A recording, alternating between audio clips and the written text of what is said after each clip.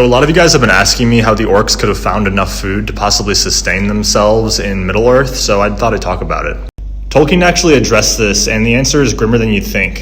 The short version is that the orcs ate whatever they could get, including each other, but the logistics of feeding Sauron's armies is one of the most underrated world-building details in Lord of the Rings.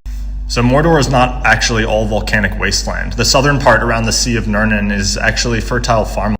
Tolkien specifically says slave labor worked those fields to feed the armies. So Sauron was essentially running an industrial agriculture operation powered by slaves to sustain hundreds of thousands of orcs.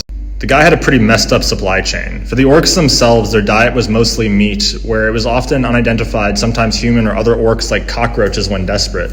A type of orc bread that was basically just dense sustenance with no pleasures attached, and a foul liquor that they drank constantly.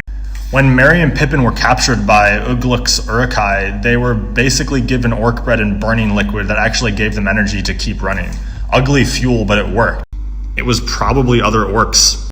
The most interesting thing from the athletics perspective is that the Uruk-hai ran from Amon Hen to Fangorn Forest, roughly 150 plus miles in about 3 days with no sleep and carrying hobbits, on orc bread and whatever else they killed along the way. Basically an ultra marathon with the worst nutrition plan possible.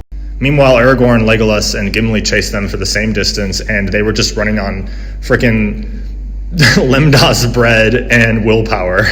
They were doing 50 plus days while the orcs were doing way more on worse fuel. The lesson is that Sauron understood logistics. You can have the biggest army in Middle-earth, but if you can't feed them, they eat each other and fall apart.